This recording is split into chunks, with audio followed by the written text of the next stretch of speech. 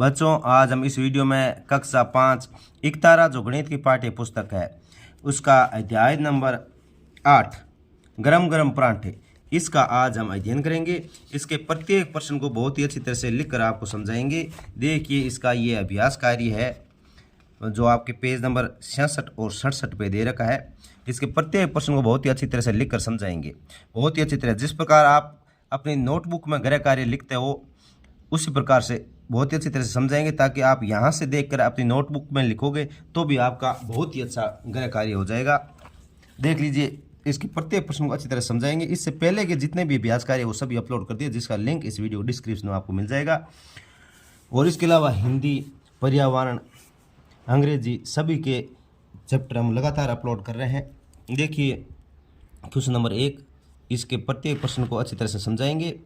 सबसे पहला क्वेश्चन है, इसमें छोटे बड़े का और बराबर का चिन्ह का उपयोग करना है और इन भिन्नों में संबंध बताना है। इसमें यह बताना है कि ये भिन्न बराबर है या इनमें से कौन सी भिन्न बड़ी है, कौन सी छोटी है, ये बताना है। तो सबसे पहले आपको इस चिन्ह के बारे में पता होना चाहिए। ये जो चिन्ह होता है ना, ऐसे ऐसे होता है या इस तरह से होता है। तो इस चिन्ह में जिस तरफ ये मुंह खुला हो रहता है ना, इस तरफ बड़ा अंक आएगा। क्या आएगा? बड़ा अंक या बड़ी भिन्न आएगी। तो बड़ी भिन्न लिख देते हैं। जिस तरफ मुंह खुलता है उस तरफ बड़ी भिन्न, और ये पीछे जो जिस तरफ ये मुंह बंद है इस तरफ आएगा छोटी भिन्न। छोटी भिन्न रहेगी। तो हमें यहाँ ध्यान देखना है, जिस तरफ बड़ी भिन्न है उस तरफ इसका ये खुले वाला मुंह रखना है।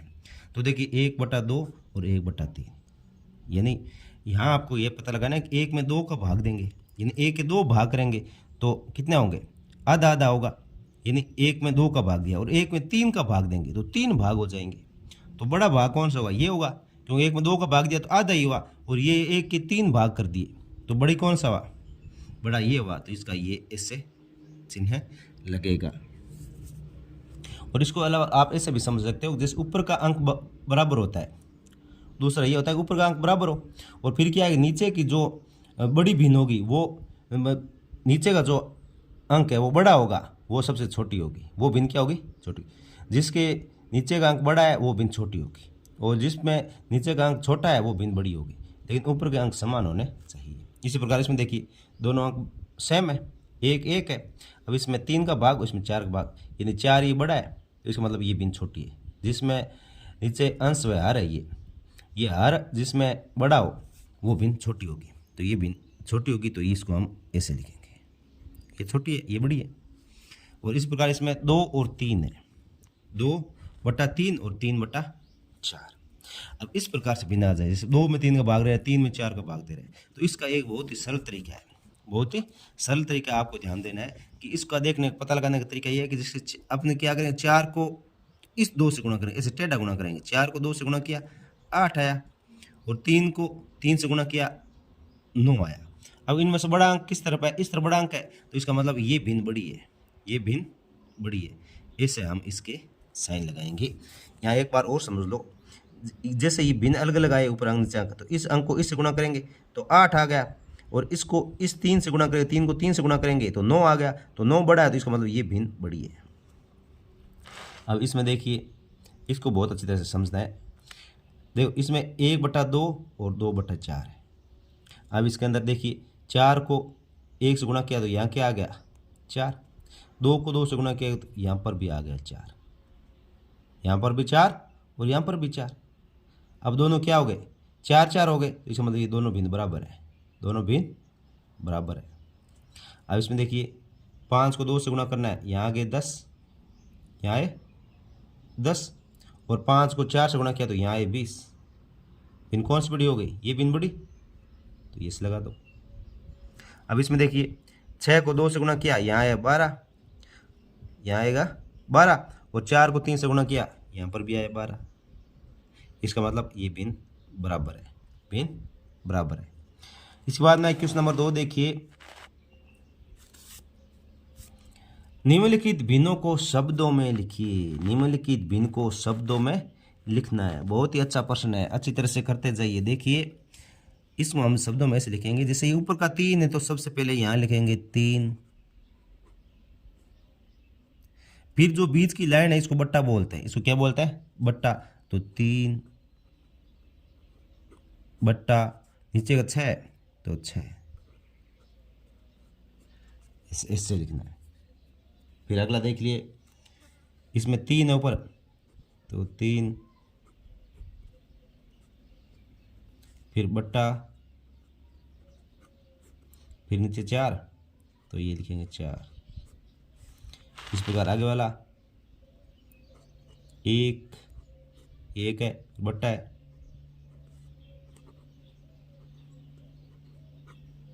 बट्टा, फिर 4 तो ये 4 लिखेंगे। इसके बाद नेक्स्ट 1/2, 1 बट्टा 2। ये क्वेश्चन नंबर 2 कंप्लीट हो चुका है। अब क्वेश्चन नंबर 3, आपकी कक्षा में कुल कितने विद्यार्थी हैं? छात्र एवं छात्राओं की संख्याओं को भिन्न में लिखिए। यानी आपके स्कूल में कितने बच्चे हैं, उसमें से लड़कियां कितनी हैं और लड़के कितने हैं, उनका क्या बनाना है, भिन्न बनाना है। तो भिन्न आएगी तो उसमें पहले छात्र बोल रखा, फिर छात्र हैं तो पहले ऊपर की तरफ छात्रों की संख्या लिखनी है, नीचे छात्राओं की संख्या लिखनी है। तो अपने विद्यालय, आप अपने विद्यालय के अनुसार लिखें, मैं ये हमारे विद्यालय के अनुसार लिखता हूँ। हमारी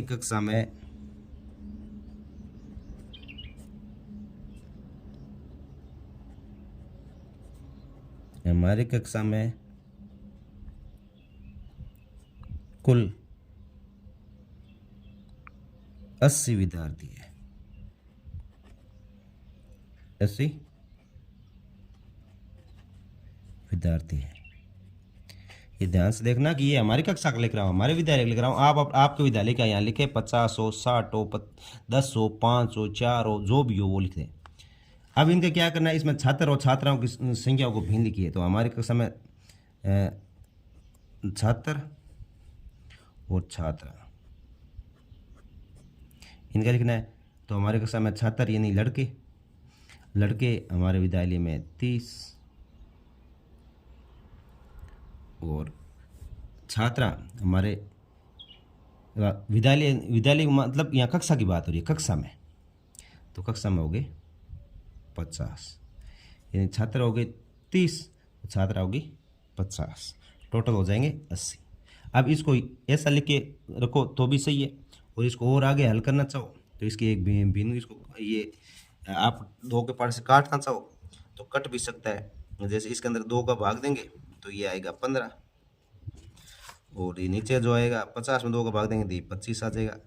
जिस संख्या से ऊपर वाला को काटोगे उसी को नीचे वाले को काटना है। इसको और 5 का पार्ट से ये और कट जाएगा, ये ध्यान से देखिए। 5 का पार्ट मान लीजिए इसको काटेंगे तो ये 5 का पार्ट 15 में 3 बार जाएगा, और 5 का पार्ट 25 में 5 बार जाएगा। तो ये हो जाएगा 3:5, 3:5 हो जो गया, ये हमारा अनुपात आ गया। ये अनुपात लिखो तो भी सही है, और नहीं तो यहाँ से क्या है, एक दूसरा तरीका ये भी है कि यहाँ 0 से 0 काट दो तो 3:5 यहाँ से डायरेक्ट ही आ जाएगा। 0 ऊपर से नीचे कटेगा, ऐसे नहीं कटेगा, बस आप बराबर नहीं कटता, ये ऊपर से नीचे कटेगा।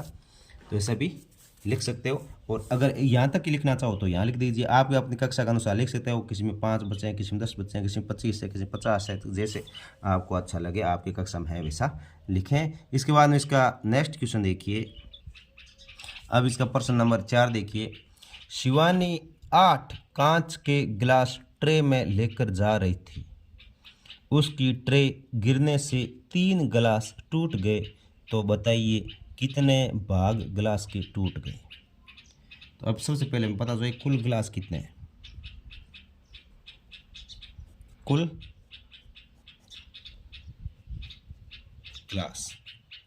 गिलास थे 8, टूट गए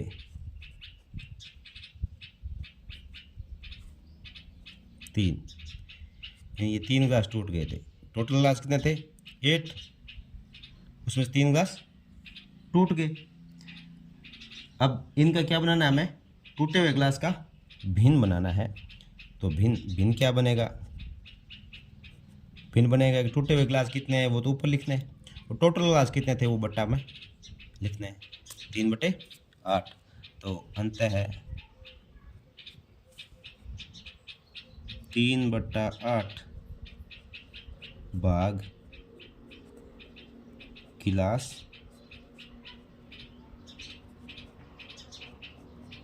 टूट गए। यानी इसका भिन्न बनाना है तो भिन्न में ये लिखना है कि कुल गिलास कितने थे 8, टूटे 3, तो भिन्न क्या बनेगी, जो टूट गए गिलास ऊपर लिखना है और टोटल गिलास है वो बट्टा में लिखना है, तो 3/8 इसका उत्तर हो जाएगा। प्रश्न नंबर 5 देखिए, लीला बाजार से 1 दर्जन केले लेकर आई, उसने आधे केले खा लिए, तो शेष केलों की संख्या बताइए। यानी लीला बाजार से 1 दर्जन केले लेके आई और उसने आधे केले खा लिए, तो शेष केलों की संख्या बताइए। अब ये आपको पता होना चाहिए कि 1 दर्जन में कुल कितने केले होते हैं। तो सबसे पहले 1 दर्जन में केले, 1 दर्जन में केले, 1 दर्जन में जो केले होते हैं वो 12 होते हैं। कितने होते हैं? 12। दर्जन का अर्थ ही 12 होता है, चाहे वो केले हो, पेन हो, पेंसिल हो, कुछ भी चीज़ हो, अगर दर्जन आए तो वहाँ इसका मतलब है कि वो संख्या में 12 है, गिनती उनकी 12 होगी टोटल। अब खा लिए, केले खा लिए, केले खा लिए, कितने खा लिए? आधे। आधे का अर्थ ये हो गया कि 12 में 2 का भाग देंगे तभी तो आधा होगा। 12 में 2 का भाग दिया तो ये 6 केले। कितने? 6 केले। तो बताइए शेष केलों की संख्या। अब 12 में से 6 केले खा लिए तो शेष केले कितने होंगे? शेष केले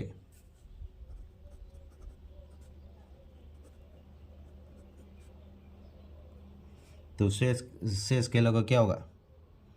ये शेष केले कितने बचे? 12 में से 6 घटाएंगे तो कितने बचेंगे? 6 ही बचेंगे। तो ये ध्यान रखें, 1 दर्जन में 12 केले होते हैं, आधा केले खा लिए, तो आधा मतलब हो गया कि 12 में 2 का भाग देना है, आधा तभी होगा जब 2 का भाग देते हैं, तो 6 आ गए।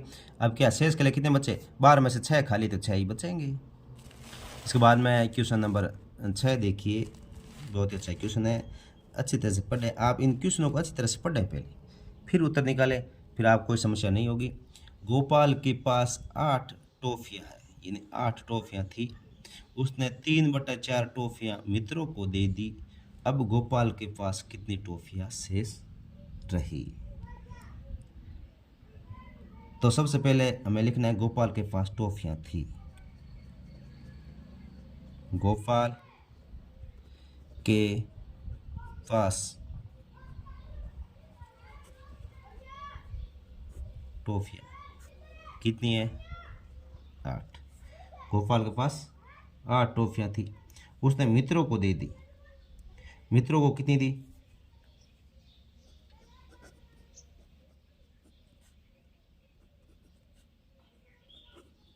मित्रों को कितनी?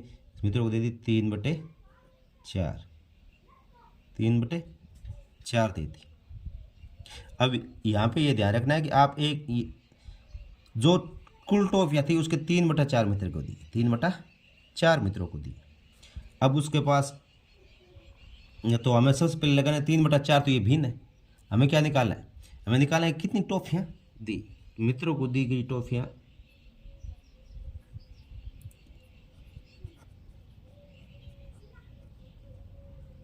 को दी गई टॉफियाँ, मित्रों को कितनी दी गई टॉफियाँ? तो मित्रों को जो टॉफियाँ दी गई है, हम देखते हैं इसमें जो 3/4 है उसको 8 से गुणा कर देंगे, उसको 8 से गुणा कर देंगे।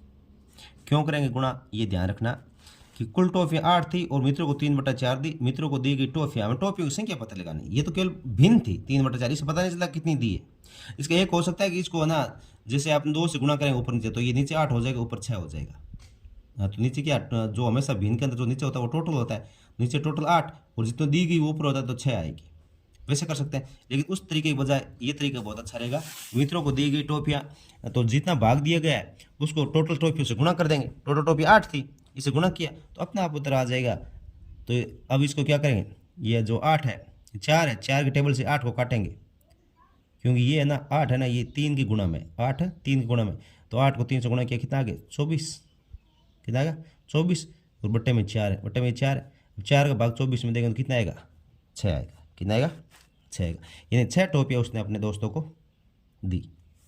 यानी इस टॉफियाँ कितनी दी गई इसका पता लगाने के लिए जो भिन्न है उसको टोटल जितनी भी टॉफियाँ उससे गुणा करेंगे, और जैसे गुणा करेंगे तो ये 8 है ना, जैसे गुणा किया तो ये 8, ये 4 से गुणा नहीं होगा, 8 किससे होगा, 3 से गुणा होगा, 8 को 3 से गुणा किया 24, और फिर ये 4 बट्टा में तो 4 का 24 में भाग दिया तो 6 टॉफियाँ आ जाएगी। अब शेष टॉफियाँ कितनी रही अपना आसान से निकाल सकते हैं, शेष टॉफियाँ तो टोटल 8 थी, 6 मित्रों को दे दी तो शेष कितनी बची, 2 टॉफी, कितनी बची, 2 टॉफी शेष बच गई।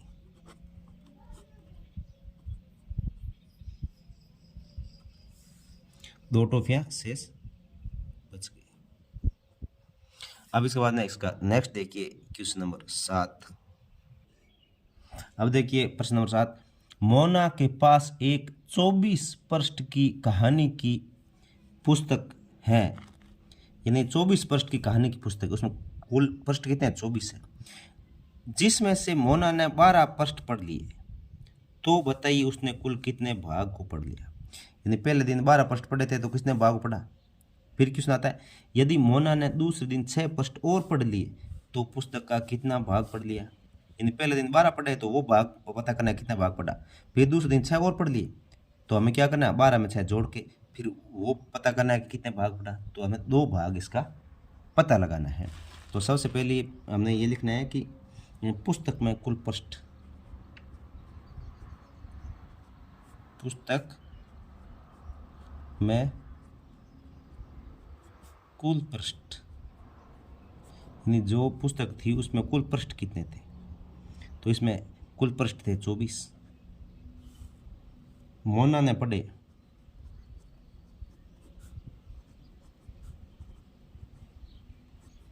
मोना ने कितने पढ़े, मोना ने पढ़ दिए 12, कितने पढ़े 12, तो अंत मोना द्वारा पढ़ाया गया भाग, अंत है मोना द्वारा पढ़ा गया भाग।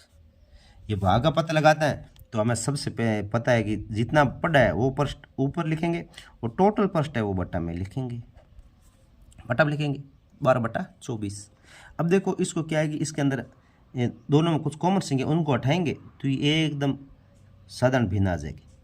जैसे 12 में भाग है क्या, 12 में जाता है 12 का भाग और 24 में जाता है, तो 12 में 12 का भाग एक बार जाएगा और 24 में 12 का भाग 2 बार जाएगा, यानी उसने 1/2 भाग है वो पढ़ लिया। 1/2 का मतलब उसने आधी पुस्तक पढ़ ली। 1/2 का अर्थ यही होता है कि आधी, आप ऐसे 1/2 भाग बोल सकते हो, नहीं तो आधी भी बोल सकते हो कि आधी पुस्तक उसने पढ़ दी। अब फिर क्या कहा है उसने कि मोना ने दूसरे दिन 6 पृष्ठ और पढ़ दी, तो कुल पृष्ठ कितने पढ़ दिए दूसरे दिन,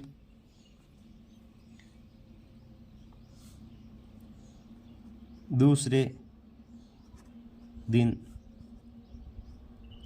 पढ़े पृष्ठ, दूसरे दिन पढ़े पृष्ठ 6, तो कुल पृष्ठ, कुल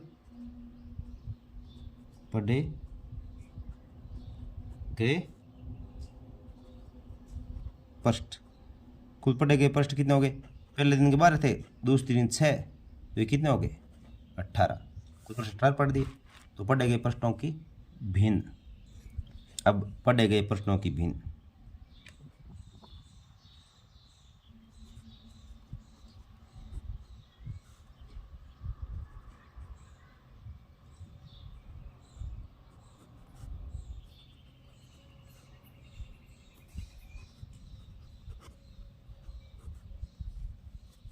तो टोटल पढ़े 18 और टोटल पृष्ठ थे 24, यानी 2 दिन में टोटल पढ़े के कितने थे 18 पढ़े थे, और उसके पुस्तक के कुल पृष्ठ कितने थे 24 थे। तो अब इसमें क्या करेंगे, अपन 6 का भाग लगाएंगे। देखो 6 का भाग इसमें जाता है 3 बार जाएगा और इसमें 6 का भाग 4 बार जाएगा, यानी 3/4 भाग जो है उसने कुल पुस्तक का पढ़ लिया। तो मोना ने पुस्तक का 3/4 भाग पढ़ लिया। पुस्तक का कितना भाग पढ़ लिया, 3/4 भाग पढ़ लिया। इसके साथ बच्चों आपका जो ये अभ्यास कार्य है जो पेज नंबर 66 पे दे रखा है कंप्लीट हो चुका है, और पहले के सभी इसके डिस्क्रिप्शन में लिंक दे रखा है, आप सभी देख लीजिए। वीडियो को लाइक और शेयर करें। धन्यवाद।